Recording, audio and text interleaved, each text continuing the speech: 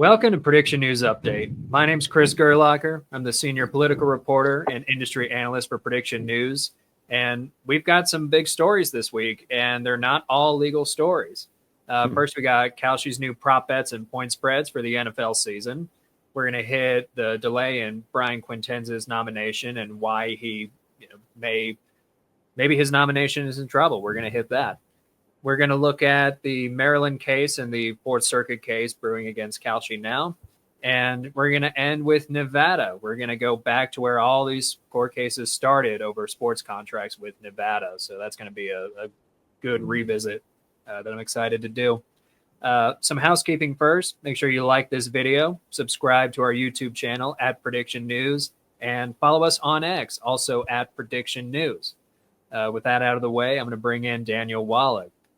Dan is a appellate lawyer specializing in sports betting law. He's been covering these prediction market cases and the overlap with sports betting since they began. And he's been a huge help in helping us figure out these cases. So, Dan, I want to start with the prop bets. Kalshi just self-certified its prop bets and its point spread contracts just in time for the NFL season. So what can the CFTC do about it? And is the CFTC going to allow these contracts to stand? Well, I mean, the timing is certainly not a coincidence. The first week of the NFL season is one of the most heavily wagered upon, most heavily traded upon event contracts in North America. And I guess this should have been expected. Once the CFTC was under the control of the Trump administration and Commission Chairwoman Pham started talking about technical innovation and moving forward to 24/7 markets, I think this was inevitable. The CFTC has, I think, 24 hours under its regulations to issue what's known as a 90-day stay. I believe it might be under Rule 40.2, 40.3, or 40.11. I've got to check the specific language, but the CFTC has has the discretion, and that's an important word, discretion, to determine whether a 90-day stay should be issued in order for the agency to make a determination as to whether these event contracts touch upon any of the enumerated forbidden categories in Rule 40.11A1, such as gaming, war, terrorism, plague, and activity which is illegal. I was joking about plague, activity which is illegal under state or federal law. So the way it would normally work if this were the previous administration and Crypto.com submitted a self-certification to offer event contracts around NFL games, the Biden administration pulled the plug on day one and issued a 90-day administrative stay against Nadex. That was in the waning days of the Biden administration. The Trump administration takes over. Trump is inaugurated in the third week of January. 5 days into his presidency, that's when Kalshi self-certifies its sports event contracts. So they are operating under the non-enforcement sort of regime of the current administration. So I would expect the CFTC to be consistent with its prior inaction and not do a thing about Kalshi's over under number of touchdowns, prop bet type self-certification. I think that the contracts have already been listed. So that 24-hour window or that 24-hour period in which the CFTC could have taken action has already elapsed. So the CFTC is going to allow these sports contracts or these new point spreads and prop bet contracts to go forward. Well, now we're looking at sports betting, right? The more that we're moving towards prop bets, over, under, in-game betting, 24/7 markets, the two distinct products are no longer distinct. As sports-based event contracts are moving closer and closer towards what sports wagering under state law looks like. And that may carry some repercussions as we move forward in these court cases. I mean, there might be the law of unintended consequences here. Kalshi made a deliberate move. It could have been born either out of arrogance or belief that this is the most profitable part of their trading period, but it may carry some repercussions as these court cases move forward in Nevada and in the Third Circuit U.S. Court of Appeals and then the Fourth Circuit U.S. Court of Appeals, because there's absolutely no doubt that somebody is going to raise the issue that these event contracts are just like sports betting. Not only have they admitted it, but they've actually layered on new products, which are precisely the kind of offerings that you see at state-regulated sportsbooks. So, it could play out either way. And why would Kalshi do something like that, knowing that these judicial proceedings are still ongoing? And I have a few, there are a couple of possibilities in mind, but it does seem a little bit risky to do it while courts are still deciding the issue. Mm-hmm. Well, Brian Quintenz is on record saying all events are potentially commodities and therefore could be traded on CFTC regulated exchanges. Although he's had a delay in his nomination. Why is Quintenz keep getting delayed and delayed and delayed? Because Dustin Gauker was born, and he keeps issuing these Freedom of Information Act requests, which expose some previous communications made with the CFTC from people working with Quintenz, his deputy, his incoming deputy. There was an ethics agreement that Quintenz struck with the CFTC that he would divest his interests, his stockholding interests in Kalshi, and he would resign from the board once he's confirmed. The problem with that is that in a vacuum, that may sound like the right thing to do, but when he's engaging in all these pre-confirmation communications where he's gaining information and trying to glean information about Kalshi's competitors and staffing issues while he remains a member of the board of directors of Kalshi and a stockholder of Kalshi, that raises more ethical concerns than if he had just waited until he was confirmed in order to do so. I think in retrospect, he should have divested the Kalshi stockholding interests, as soon as he was nominated, and likewise resigned from the board. He could have become a board member again later on had his confirmation not gone through. But I think the mistake is he's dealing with the agency and gaining a lot of inside baseball type of information about Kalshi and Kalshi's competitors while he is in effect Kalshi. Right. There was also some early opposition from the Winklevoss twins, who run Gemini, big crypto firm. I know they took issue with Quintenz's position that the CFTC may need more funding and more staffing, more resources if they are also going to regulate crypto. That came up in his confirmation hearing as well. So do you think that could play a part in his delay as well, this little internal civil war? Well, I don't know what their motivation is, but I think it's understandable that he would want to increase staff. But it's coming at a time when the Trump administration is slashing, the workforces at every federal agency, and I think the CFTC hasn't been an exception to that. So they're trying to poison the well and suggest that that Quintenz does not share the same goals as President Trump and the Trump administration. But I think the equalizer here that favors Quintenz, and ultimately I put my thumb on the scale of thinking he will be confirmed, is that Donald Trump Jr. is a member or a strategic advisor to Kalshi, and there's no question over the fact, well, there shouldn't be much doubt as to whether Donald Trump Jr. is compensated with stock. So Kalshi's success is almost joined at the hip with Quintenz becoming CFTC chairman. And if Quintenz is nominated, that's good news for Kalshi, and good news for Kalshi is good news for Donald Trump Jr., who in effect is representing the interest of the Trump family. If one sort of wants to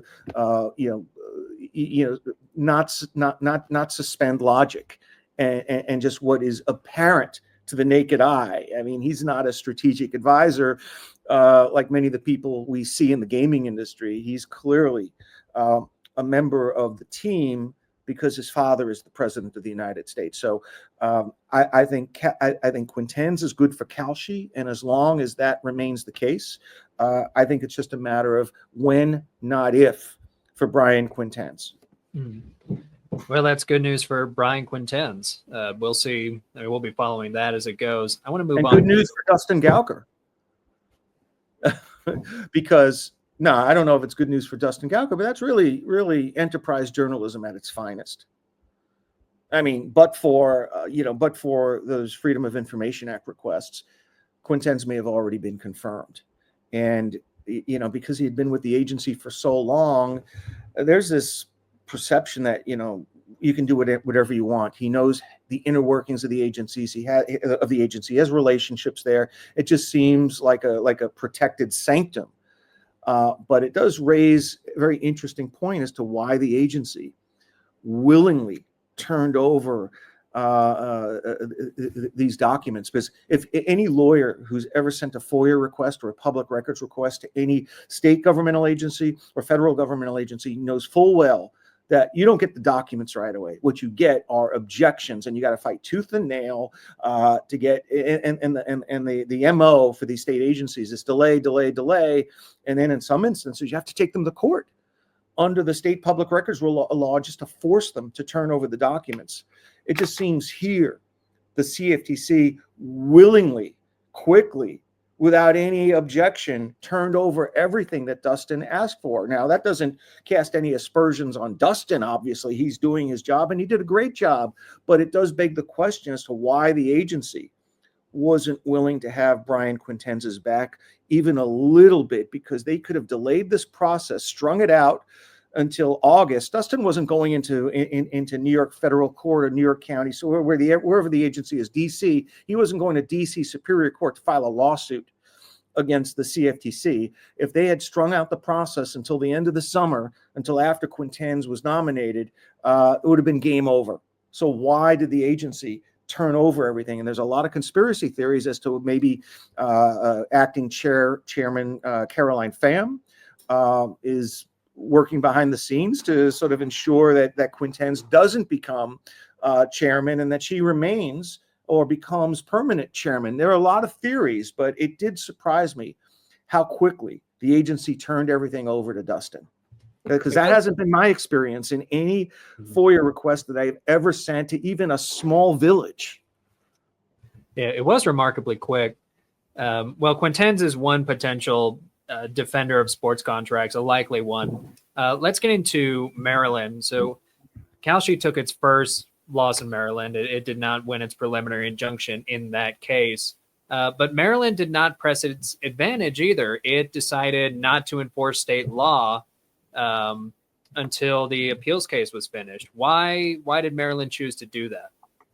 Well, the appeal before the Fourth Circuit, while it is not designated as an expedited appeal, the briefing is already on a truncated period. The first brief is due September 15th. All briefing will be concluded probably by early November. You'll have a decision at the beginning of the year. So it's not a long period of time. And for Maryland, the risk is that Kalshi has 3 opportunities to get an injunction pending appeal. They could have gotten one from Judge Abelson as almost the equivalent of a placeholder.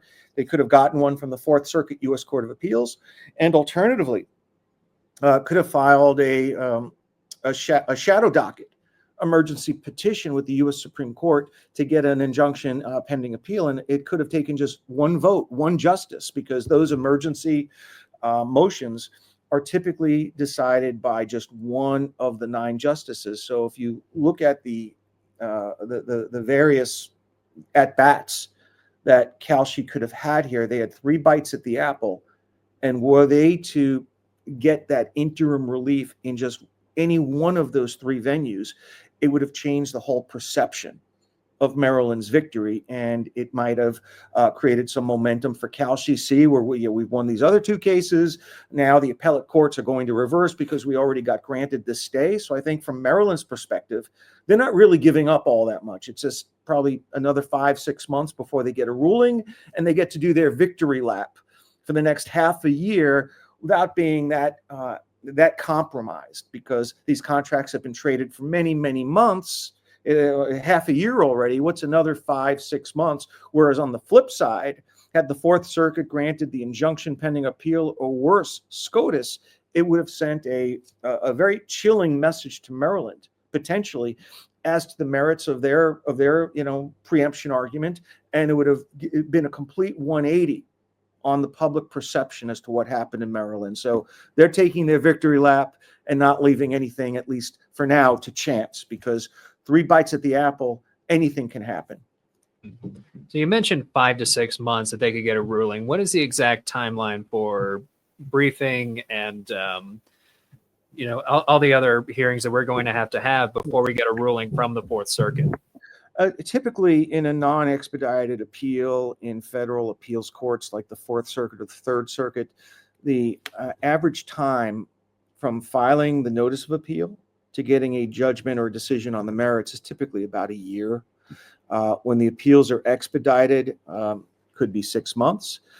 In Maryland's case, their appeal is not expedited, but it is pretty quick briefing schedule, and the entirety of the briefing will have been concluded, within 3-4 months of the initial filing of the appeal. So it really does hinge on when the Fourth Circuit schedules oral argument, because that will drive the timing on an opinion, assuming that there is oral argument. But my expectation is we're looking at first quarter 2026. And since we're already in August, I think what Maryland has acquiesced to was business as usual for Kalshi for the duration of the NFL season and the Super Bowl. And maybe if Kalshi had, or maybe if Kalshi had announced its intention to do point spread betting, prop bets, over under number of touchdowns, it's possible that that could have influenced Maryland's decision as to whether to press forward and go on offense and try to prevent Kalshi from prevailing on an injunction pending appeal and forcing them to geolocate. That would have been game over. That would have been game over. But when you look at it over the longer time horizon, the victory is not going to be what happens over the next couple of months. It will be the ultimate finding on the merits from the Fourth Circuit. And I don't think that there is a significant amount of downside by waiting, whereas the perception of, let's say Maryland had lost on the motion for an injunction pending appeal. That ruling from the Fourth Circuit or SCOTUS could have influenced the proceedings potentially in the Third Circuit or maybe even in Nevada. So take your victory, do your victory lap, and it allows the other jurisdictions to use it in the most effective offensive way possible in both the Third Circuit and in Nevada. And it may also encourage other state agencies. Remember, there are 4 other states that have issued cease and desist orders that have basically kept their powder dry, allowing these other 3 cases to play out. Well, maybe one of those other states will now be emboldened by the federal ruling in Maryland and decide to hold Kalshi to a firm cease and desist deadline, and we may begin seeing 1 or 2 additional lawsuits. So are sports contracts safe through the NFL season, or likely to be? Yeah, I think the only fly in the ointment, 2 flies in the ointment, could be an early Third Circuit ruling. This oral argument is on September 10th, and we're going to get to that a little bit later in the program. But let's assume September 10th leads to a ruling on the merits from the Third Circuit in mid-November, and it goes against Kalshi. Well, then they're going to seek a petition, or likely file a petition for rehearing en banc. And if that were to be denied, they're then going to file a petition for writ of certiorari with the U.S. Supreme Court, which gives them an additional 120 days. And all this time, they could prevent the final mandate from issuing in the Third Circuit. And as long as the mandate doesn't issue, whatever is decided in the interim doesn't become a final binding judgment, which forces Kalshi to do something as radical. Well, not so radical for the hundreds of sports books around the country, but radical for Kalshi, which would be to geofence around all these states that are affected.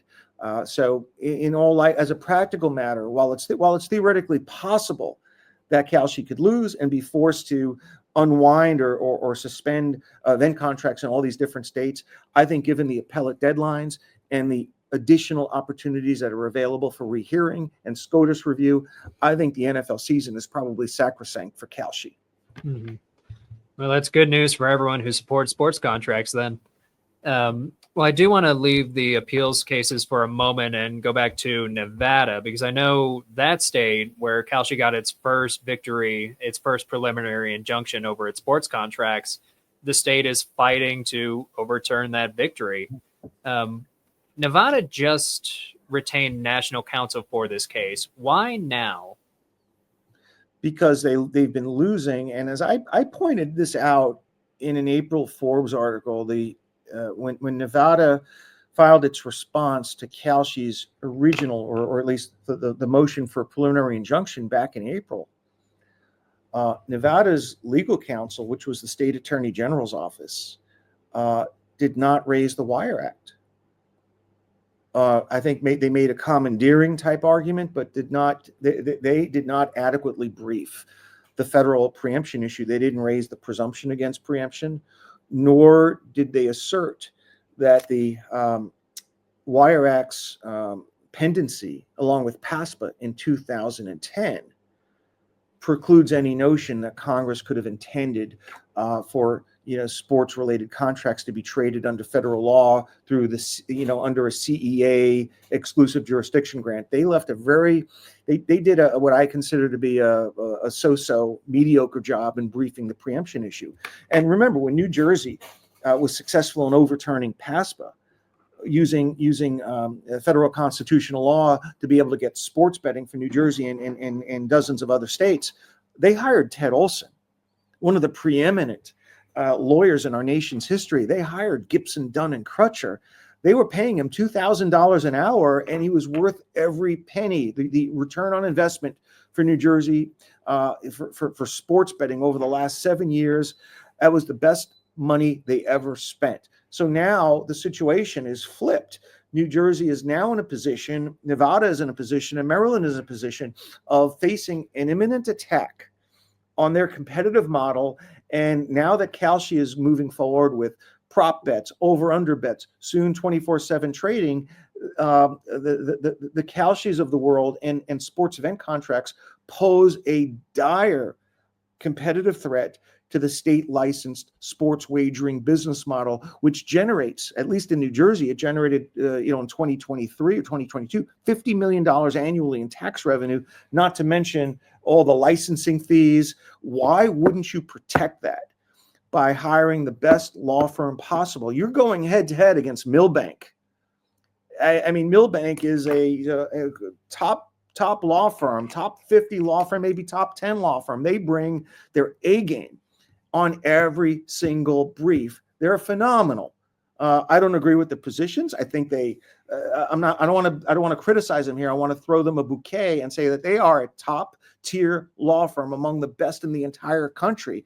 Are you going to fight? Are you going to use a butter knife to go against heavy artillery like that? Because state attorney general's offices, while they have talented lawyers in that division, super lawyers in that division, I know this firsthand, they deal primarily with state law issues. And this is an issue of federal law, federal preemption, complex issues of, whether congressional intent, conflict preemption, field preemption, express preemption. These are very sophisticated federal legal issues. Why wouldn't you want to stand toe-to-toe and have in the bunker with you, side by side, one of the best law firms in the business? The first call I would have made, if I was Nevada, New Jersey, or Maryland, although Maryland won, I would have called Paul Clement, who litigated on behalf of the professional sports leagues and represented the leagues in federal court against New Jersey. He ultimately lost that case, but he's one of the most top flight federal appellate lawyers in the country, who's appeared in the U.S. Supreme Court countless times. This case may go to the U.S. Supreme Court. So when you think about who's going to be on your legal team, just like Kalshi hired a Supreme Court practitioner at Milbank, I think the states also have to bear in mind that they need equivalent firepower. And in Nevada's case, that decision cost them because they didn't raise an obvious Wire Act issue that no other. I wouldn't have missed it. I didn't miss it, but for sure, top flight Supreme Court shops would have been all over that issue and met the challenge head on. So I guess better late than never, because ultimately this case won't be decided at the district court level, at least in Nevada's proceedings. The Ninth Circuit will have the final call, or potentially the U.S. Supreme Court. So it's still relatively early in the process, and there's plenty of time to right the ship. And I think Nevada finally figured that out to their benefit. And one of the early battlegrounds in this case is the issue of discovery. So Kalshi has moved for a motion for summary judgment in Nevada, and it's seeking to stay discovery Nevada wants discovery. What is the legal strategy for both sides, for Kalshi wanting to stay discovery, for Nevada wanting it? Well, for Kalshi, the rationale is obvious.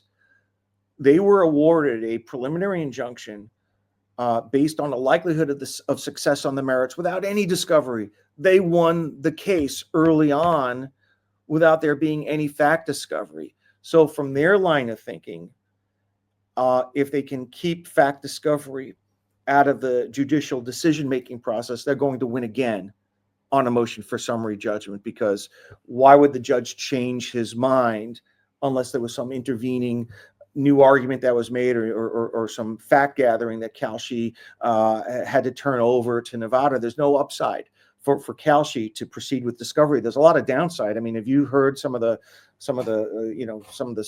honestly, some arrogant things that have been said by some of the Kalshi executives, and also by their outside counsel? It can only go south if there's discovery, because discovery is only going to benefit Nevada, not Kalshi. Nevada is the side that needs discovery. Kalshi doesn't need a whiff of discovery, because their argument is purely a question of law, that it's clear from their vantage point, it's clear and unambiguous that Congress intended to give the CFTC exclusive jurisdiction over swaps, and the broad definition of swaps encompasses sports event contracts because they involve a potential financial, commercial, or economic consequence. So keeping this purely a question of law serves Kalshi's interests. Whereas on the other side of the coin, Nevada wants to develop some further fact discovery around some of Kalshi's prior statements made in the DC court proceeding as to whether Congress had ever intended to allow sports betting to be conducted on the derivatives markets. Remember, we had all those prior statements made in the DC circuit and in the DC federal district court in the election case, where Kalshi consistently took the position over the course of 1 year that, one, Congress didn't want these event contracts to be traded on derivatives markets, and two, there's no commercial, financial, or economic consequence associated with sporting events. Kalshi said that in the prior proceeding, and certainly if you're Nevada, you want to take further discovery around that and get into the thinking or the switching in the positions. There's also the issue of the geofencing. That's in play. Back at the status conference on May 17th, Nevada had indicated that it wants to take fact discovery over geofencing and the difficulty and the harm and the inconvenience that would be created by forcing Kalshi to geofence on a state-by-state basis. Nevada also indicated that they wanted to take fact discovery from the CFTC, third-party subpoenas, communications, communications between the CFTC and Kalshi, communications between Kalshi and Quintenz, communications between Kalshi and the Trump administration. How about Donald Trump's compensation as a strategic advisor? How about developing a theory supported by facts around the notion of a regulatory capture? There's a lot of exploration that Nevada can potentially engage in here, which could help its case. So what do you do if you're the judge? I think the easy thing to do, and the one that is designed to be less prone to reversal, is to allow a little bit of discovery. Because if you grant summary judgment without the benefit of any discovery, you open the door to some potential appellate arguments that, at least under Federal Rule of Civil Procedure 56, parties are supposed to be afforded a meaningful opportunity to engage in discovery prior to the court issuing a summary judgment ruling. So what Kalshi is requesting here is sort of the exception to the rule. And if the judge takes the bait, and he's chief judge in the federal district court in Nevada, although the hearing on the motion to stay discovery is being conducted by the magistrate judge, Karen Wexler, in this instance. But there's a high likelihood that if the judge proceeds to ruling in Kalshi's favor without affording Nevada any discovery whatsoever, that raises the specter or increases the likelihood of a reversal on appeal. And I think the judge wants to avoid that. So the compromise here is to allow a limited amount of discovery, or maybe full amount of discovery. But I think the pendulum is going to swing in Nevada's favor in being able to take some discovery on a couple of the key issues. You said a limited amount of discovery. Where would the judge likely draw the lines between discovery that Nevada can pursue and what's going to be off limits to the state? I don't think the judge will preemptively draw the lines, because there may have been requests for discovery propounded already. We don't know that. Those aren't typically filed in federal court. They could have been interrogatories, requests for production. Where the decisions are made on where the lines are drawn, or when a Kalshi will move to quash a subpoena, or if they refuse to turn over documents or answer questions, maybe Nevada goes on the offensive and moves to compel production of documents. So those little skirmishes over discovery battles occur when there's actual discovery propounded. The issue that's being decided right now at the front end is whether there should be any discovery at all, or whether the court should decide the motion for summary judgment without the benefit of any discovery. So I don't think the judge will at least come up with a punch list of what you can ask, what you can't ask. That's going to be determined. Those issues are going to be decided organically later on when the parties file motions over those issues. But right now, the issue is all or nothing, not whether a particular type of granular information is discoverable. I think the need for discovery has to be established in the first instance. And if the judge grants that motion, or at least if the judge allows a limited or even a full amount of discovery by Nevada, I think that can ultimately swing the pendulum in Nevada's favor, and also potentially influence down the road a decision by the Third Circuit, a decision by the Fourth Circuit. Because if the judge decides the issue without any discovery, I think he's almost signaling that he's going to grant summary judgment in Kalshi's favor. Okay. And when do we get a ruling on the discovery issue? The hearing is this Friday. Excellent. Okay. The hearing. I knew something was this Friday. It's this Friday before Magistrate Judge Wexler. She may, she may signal on the bench which way she's ruling, but in all likelihood, her written opinion or order will come out a week or 2 or 3 weeks later. And then there potentially, I think on discovery issues, I kind of forgot. I don't know if you have to get them rubber stamped by the federal district judge, but I think magistrate judge discovery rulings are immediately enforceable. And I think we'll have to wait until late August, early September to find out which way she's going to rule. Now, how do you expect the Nevada court to rule ultimately, either for Kalshi or for the state? As I just alluded to, the risk of reversal if you grant summary judgment without the benefit of any discovery, I think the general rule, and 9 times out of 10, maybe even 99 times out of 100, you afford parties meaningful discovery. I mean, this is no different than any other federal case. While Kalshi may want to frame it as a pure question of law, I think there are some mixed questions of fact and law that revolve around whether this is a betting product. So I would expect the Nevada Magistrate Judge Wexler on Friday or soon thereafter to deny Kalshi's motion to stay discovery and to grant Nevada's motion to suspend the briefing schedule on the motion for summary judgment in order so that it may take a reasonable amount of discovery. So I think the granting of Nevada's motion will delay consideration and ruling on the MSJ motion by several months, because if you're going to grant discovery, we're talking about not 2 weeks or 4 weeks. We're probably looking at a minimum 60 to 90-day period, which pushes the ultimate ruling on the motion for summary judgment probably until early next year, because you've got to finish you're not going to be briefing anything. There'll be no responses filed in the interim.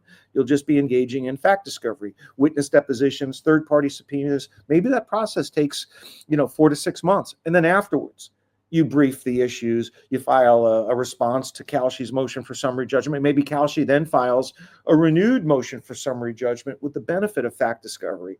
So the outcome of Friday's hearing, there's a lot hanging in the balance from a timing perspective. It could easily tack on another half a year to the lower court proceeding in Nevada and ensure that there's no ruling until calendar 2026. On the other hand, if Judge Wexler grants Kalshi's request to stay discovery, I think you're looking at a much earlier ruling. Of course, there's going to be briefing on the MSJ motion, but you could see a decision before Thanksgiving, and in all likelihood, a decision favoring Kalshi. I mean, if the judge granted a preliminary injunction based on the notion that it's likely that Kalshi will succeed, and then there's no discovery, in all likelihood, the judge will hold serve and decide the case the same way on summary judgment, although he might be influenced by the Maryland ruling and the engagement of the Nevada Resort Association and their top tier law firm. They're represented by one of the top firms in Nevada, former Nevada Gaming Control Board Executive Director A.G. Burnett. John Gruden's lawyer is on the legal team. So I think the early result, it's not guaranteed to hold because of the arrival of National Co-Counsel, as well as the involvement of the Nevada Resort Association. I think the judge had indicated early on in some of the status conferences that he hadn't made his mind up, that he just granted a preliminary injunction, but he was open to reconsidering some of those issues, particularly around the irreparable harm component. So I think we're a long way away, but Friday's ruling will dictate whether we have a decision by Thanksgiving or whether we're going to be going into the middle or early to middle part of 2026. Mm-hmm.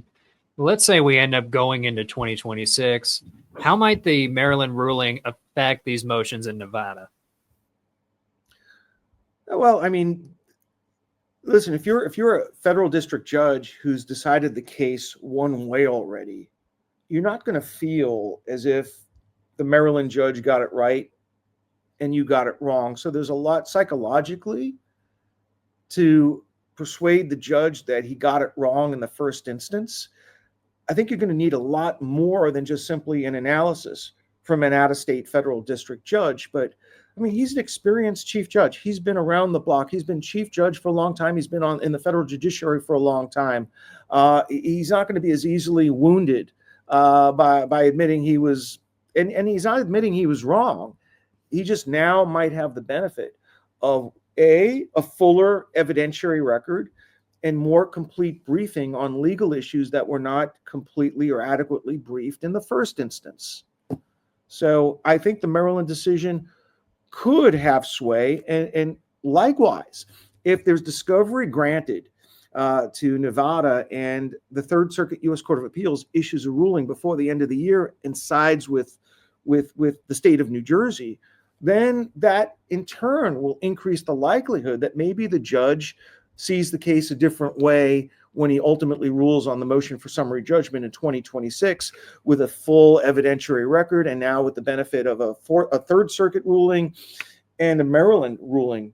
But on the other side of things, if the Third Circuit sides with Kalshi and the Fourth Circuit sides with Kalshi, then I think you can pretty much take it to the bank that the Nevada chief judge will grant Kalshi's motion for summary judgment. So I think if you're what you should be rooting for if you're Nevada is obviously you want discovery, but you also want the benefit of the Third Circuit and Fourth Circuit rulings, because that could collectively, these out of district opinions could potentially play an influential role in convincing Judge Gordon to deny Kalshi's motion for summary judgment and maybe grant Nevada's cross motion for summary judgment. There's a lot of game left to play here.